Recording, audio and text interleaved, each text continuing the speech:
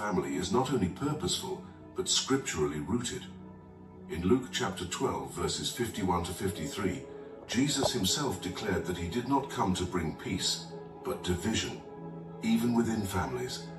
This separation is not a mere disruption of harmony, but a divine wedge that splits you away from the ordinary, the expected and the earthly, so that you can ascend to the extraordinary purpose God has for you. Your separation from your mother, the emotional and relational rift, is a manifestation of this divine divide. It is not a sign of failure, but a mark that you are set apart, chosen for something that transcends familial bonds and earthly expectations. This division begins at the heart of family, the place where emotional ties can often be the tightest. Jesus himself faced this when his parents did not understand his mission, as seen in Luke chapter 2, verses 48 to 49.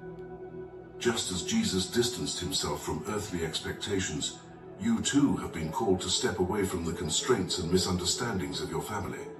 Your mother may not grasp the weight of your calling. She may see your path as strange or even wrong. Yet, this misunderstanding is part of God's design, pulling you away from what is comfortable and familiar to sharpen you for the divine mission you've been set upon. Your mother's disapproval or lack of understanding is not a reflection of your worth, but a reflection of the calling you've been given, a calling that defies ordinary measures and definitions. You were never meant to seek her approval or base your value on her acceptance. God's purpose for you required this separation, as difficult as it might be, to ensure that your identity would be rooted in Him and not in any human relationship.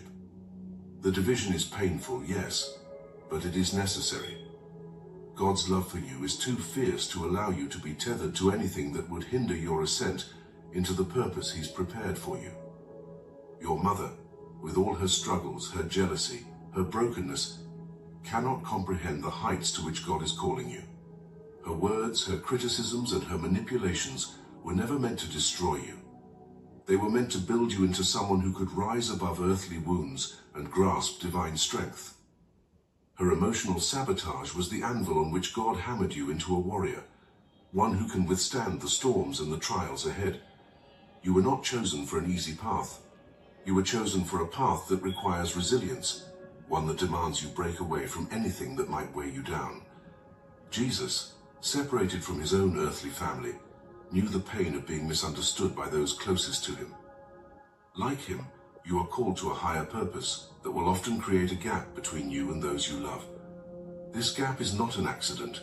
It is the space where God's voice